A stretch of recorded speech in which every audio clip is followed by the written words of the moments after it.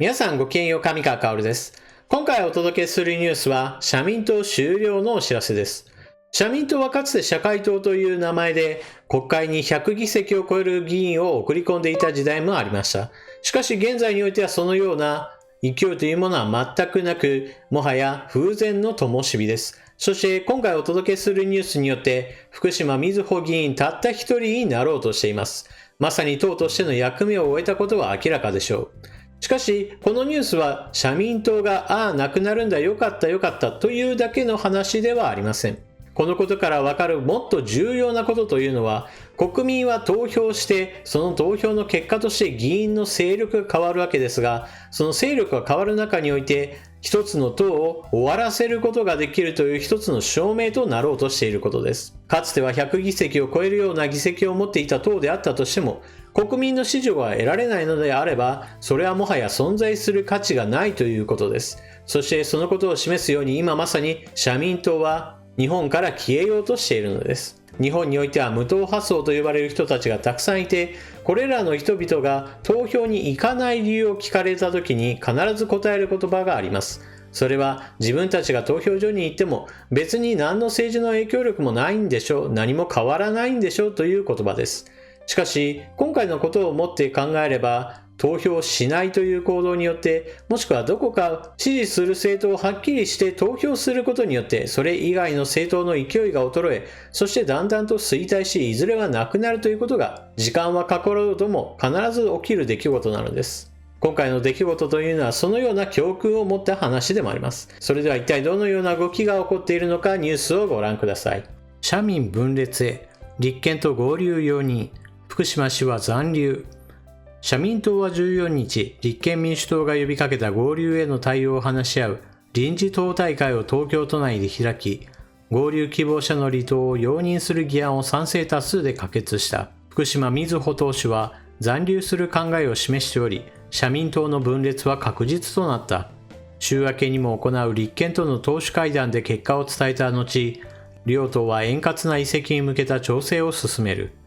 大会後の記者会見で、福島氏は残念ながら離党する人もいるが、議論には終止符を打ち、社民党として頑張っていきたいと語った。一方、合流先となる立憲民主党ではこのような動きがあります。蓮舫氏が立民新ポスター発表。国籍を問わず、私たちが届けるあなた方の政治に変わりありません。立憲民主党代表代行で広報本部長の蓮舫氏が国会内で会見を開き、2種類の新ポスターを発表した。蓮舫氏によると、新ポスターでこだわった中身は、立憲民主党は何をする政党かと一言で有権者に届くメッセージ、枝野氏と立憲ブルーという政党色を前面に打ち出したという。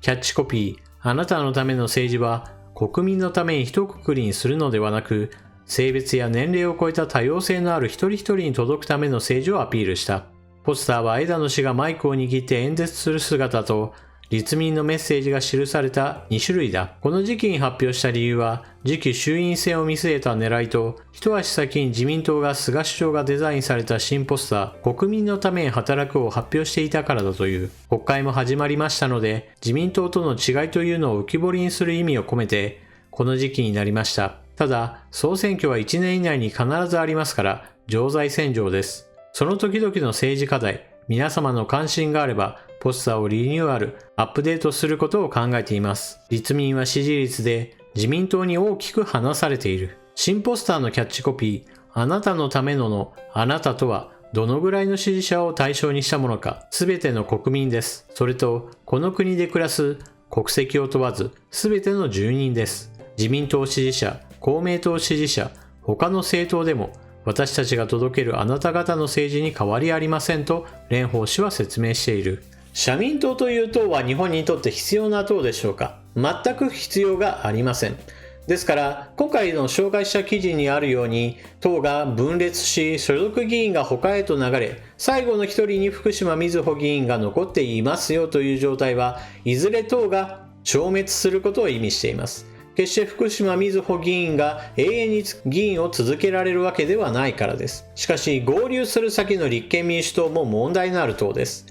今回紹介した2つ目の記事で蓮舫氏が立憲民主党の党の方針やアピールポイントなどを述べているわけですが、ここにも大きな問題があるのです。立憲民主党は一体どのような理念を持って政治を行うのか。それは日本に住む全ての人々、国籍を問わず、誰に対しても公平な政治を行いますよといったようなことを言っているわけですが、これは確かに崇高な理念かのように感じる方もおられるでしょう。しかし問題は明らかです。国籍を問わずという部分です。現在の日本というのは非常に多くの日本人によって占められています。人種のるつぼと呼ばれるような国々のように、白人や黒人、ヒスパニックやアジア系、アフリカ系といった具合にして、様々な出自に分かれているような人口構成にはなっていません。日本はほとんどの場合において、日本人がその多数を占めている国なのです。ですから私自身は日本において政治家が求められることというのは、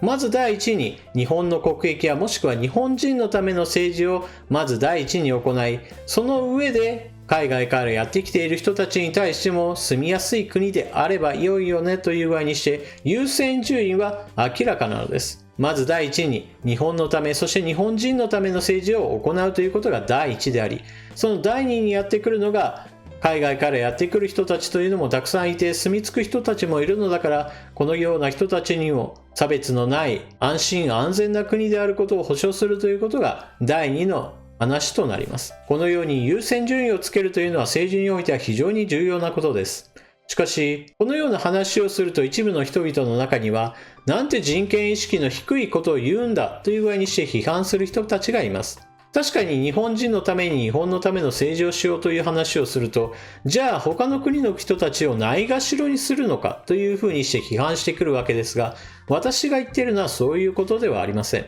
まず第一に、多くの人々が暮らしているのは間違いなく日本人であるのだから、その日本人の人たちにとって安心安全な国でなければ、その国は非常に危険な国だと言えます。まず大多数の人々に安心安全な国というものを作った上で、それ以外の人々に対してもその安心安全というものを広く共有していくという第2段階に入っていくという段階論というのが必要なのです。そして立憲民主党の場合、国籍を問わずといった瞬間におそらく皆さんも感じたでしょう。きっと特定の民族や種族というものを優遇するためにそのような反対しにくいようにしているんだなというのを感じられるでしょう。このように反対しにくいような崇高な理念というものを掲げることによって自分たちの意図というものを隠しているのは卑劣な行為です。しかし今回一つ目の記事として取り上げたように、社民党は国民の支持を失うことによって現在はなくなろうとしています。立憲民主党も同じようにして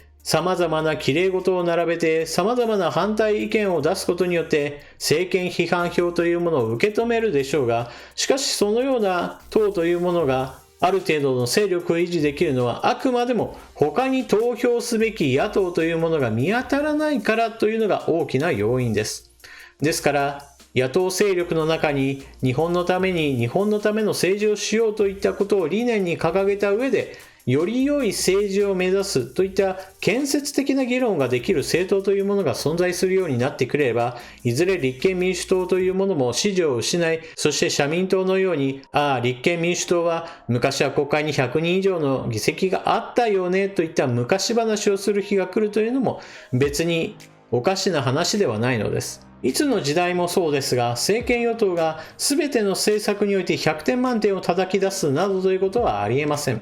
ですから間違った方針や間違った政策などを打ち出してきたときにそれらについて批判した上でさらにより良い政策は何かということを提案するような政党というものが出てくることこそが今の日本にとっては必要なことでしょう。立憲民主党の枝野氏はそのような批判に対してはいやいや私たちは提案もちゃんとしているよということをたびたび言うわけですが、しかし実際にやっているのは揚げ足取りのような話ばかりで、国会中継が始まるとただ単にギャーギャーとわめき立てている場面というものが目立つように思うのは私だけでしょうか。皆さん今回の話を聞いてどのようなことを考えたでしょうか。ぜひともコメントしていってください。というわけでニュースについてはここまで。ここからは余談となります。